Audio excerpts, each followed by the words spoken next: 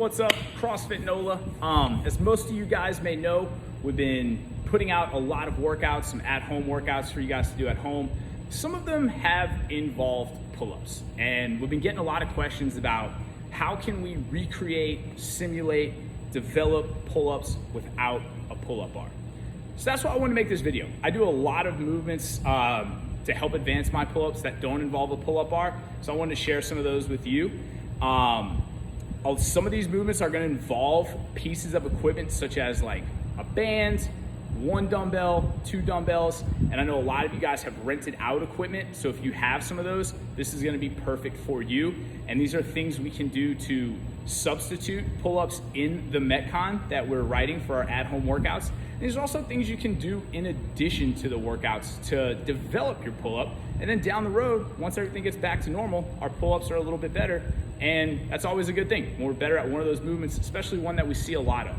I'm gonna go over some of the movements starting with the dumbbell movements. So if you have access to one dumbbell, particularly kind of a heavier dumbbell, this is gonna be a great one. And if you've come to my isolation and strength class, the ISO class, this is definitely one you're very familiar with.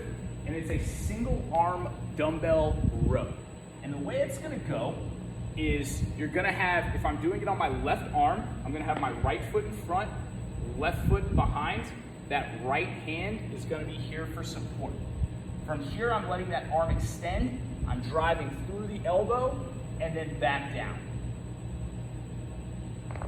And when I drive, the engagement is about driving the elbow back. It's not about popping the hip. We don't want to get power through hip extension. We want to feel the lat and the upper back move that weight. Because when we are trying to recreate a movement, think about the muscle groups the movement's designed to engage, and then think about utilizing those same muscle groups. That's really the focus when we talk about scaling or modifying.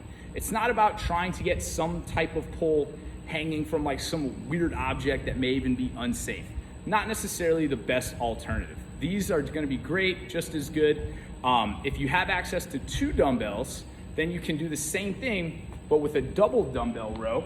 And if I have my two dumbbells here, it's gonna be a bit more challenging on your position because we don't have that opposite arm for support. But when I go down, I wanna make sure I have a good position. So think about if you're going to the bottom of a good morning. I'm pushing my hips back, I'm keeping my lower back set, arms are straight, and I'm driving my elbows back, and then I'm squeezing those shoulder blades at the top. And then there's many different ways we can vary this. Some of the good ones I like to do are using that eccentric motion and controlling down, and then even adding that pause at the top. Other ways we can do it are even changing the grip. So instead of going in that neutral grip, now I have those dumbbells, I rotate them this way, and now as I come up, I'm kind of driving those elbows slightly out wide, squeezing those shoulder blades together at the top. And that squeeze of the shoulder blade is a priority because that's where we want to feel it. Now, if the two dumbbells you have are a little lighter and we're not really feeling a lot through those pulls, what we can do is keep the weight the same, but now create a more challenging position that's still gonna be very involved in the back. And one of the best ones I like to do is a fly. So I have these same dumbbells. From here, I have the dumbbells, I'm going into my same position, but now as I go, instead of driving my elbows straight back, I'm driving my elbows away from my body. And I'm squeezing those shoulder blades together. And that's where I wanna be, driving those elbows away. Whenever you're going into a fly and going through a position where we're taking the weight and we're coming away from our center of gravity, always think about driving through your elbows. It's okay if the dumbbell is down, but I always want to see the elbow on top of the dumbbell because that's going to show we're engaging the muscle groups we want. A lot of times with flies, we'll see this, where people kind of lift their wrists but keep the elbow down. Don't do that. That does nothing. You look weird. People are going to laugh at you. We don't want that. Drive through that elbow. Those are some of the great movements we can do with the dumbbells. Now, we're gonna go into some movements that we can do with the bands. I'm gonna start with a movement we can do if you have one band or two bands, and no access to like any type of bar or wrapping around anything like above your height. So if you have a band, let's say you have a band, you have some type of shelf that's anchored down with books or your car, or something like that where you don't have to worry about pulling anything from under you. You're here, you only have one band, so we're gonna do one arm at a time. I'm gonna stand neutral. I'm gonna drive that elbow away, right there. And it's all in that upper back and that shoulder blade. I can do 10 one arm, then I can just, I have the other band set up here, and you're gonna go 10 on the next. Nice, slow, and controlled. That's what you want me. It's not fast, it's not aggressive. We're looking to accumulate time under tension. If you do have access to 2 bands, you can take 2 bands and do 2 at a time. And that's gonna look like this. We're here, standing tall.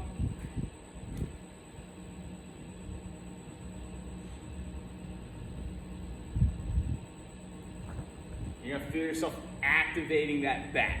The same way as when we pull, we squeeze those shoulder blades together. So now we're pulling here, squeezing those shoulder blades together. Great modification for a pull-up. If we had Cindy again, you could do 10 of those to substitute 5 strict pull-ups, 10 of those, 10 push-ups, 15 squats, 20 minutes. Gonna be an excellent workout. Another one we can do, if you have bands and have access to something we can wrap it around up top, not necessarily a pull-up bar. So let's kind of take a look at this, is remember, the pull-ups, we're looking to activate our lats, our upper back. So now let's talk about the lats. This is a good one. We can go, say you have access to 1 band, you're just gonna grab that band, staying straight. You're gonna engage this lat, keeping that arm very straight. Coming down nice and slow. And you wanna feel the tension right there in the meat of that lat. If you have access to 2 bands, we can do the same movement, but 2 at a time. So now I have my 2 bands. Here. Another good one, if you have access to 2 bands, you can wrap them, grab a seat, and then treat it like a lat pull down.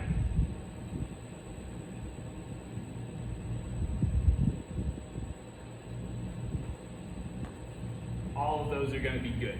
Same thing, like I said, if you see pull-ups in a workout, you can substitute those, or you can do these on the side to help develop your pull-ups. Another one we can do, this is one if you have a slightly thicker band, so if you have access to like a set of bands, and then something very sturdy. So in this case, I have just a metal rod. A broomstick will work great. I would probably stay away from using the PVC. The PVC is gonna have a little bend to it. But you would take the rod, place it inside of the band. You're gonna keep your arm straight.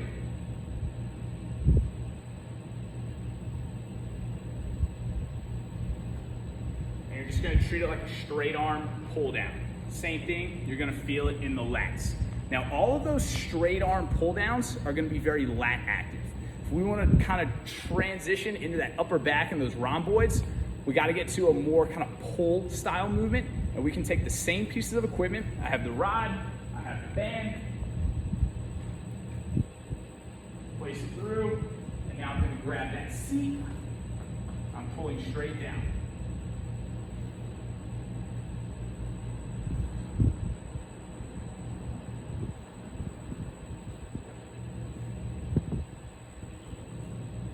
And remember, when you're working with bands, don't think of the goal as the amount of reps. Think of it as you're trying to accumulate a lot of good time under tension and in control. So don't just let the band fire back up, nice and slow. Maybe we get that pause at the bottom. We want to try to get blood pumping to those muscle groups.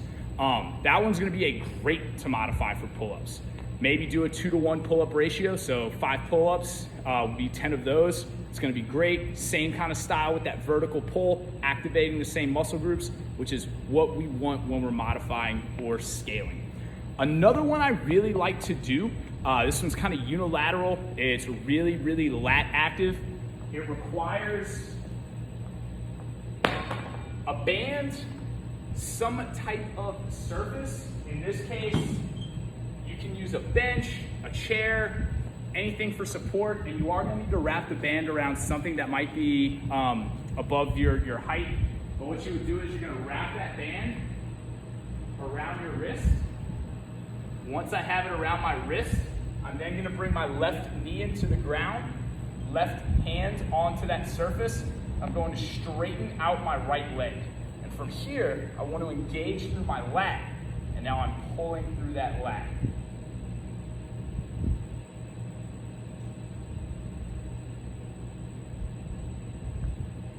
That's a great one for those lats. I like to finish up, when I do back training, I finish up with that a lot. And the way I do it is I'll do 10 sets of 15, 5 on each side. So I go right, left, right, left, right, left, right, left, no rest in between. My like left side resting is when my right side's working. Everything's slow and controlled. It's great for developing that back.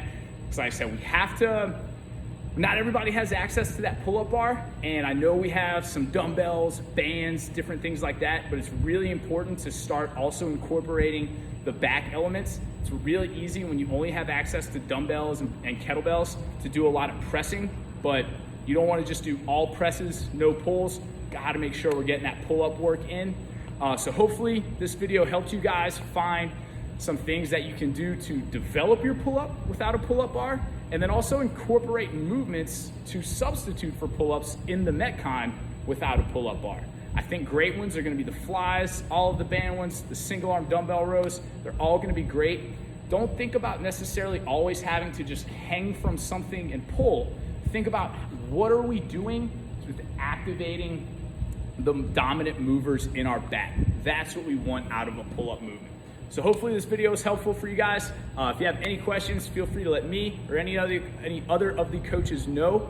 Don't forget, Wednesday at 4 p.m., I'm going live in the Facebook group. So write down your questions. Feel free to ask me any questions you have. Looking forward to getting those questions and answer them to the best of my ability.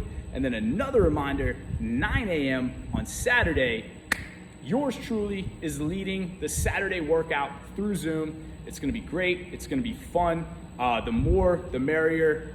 Make sure to log in. I wanna be able to see everybody moving, working hard, see kind of the elements everybody's dealing with, the environment. It's gonna be great. I really, really am looking forward to it.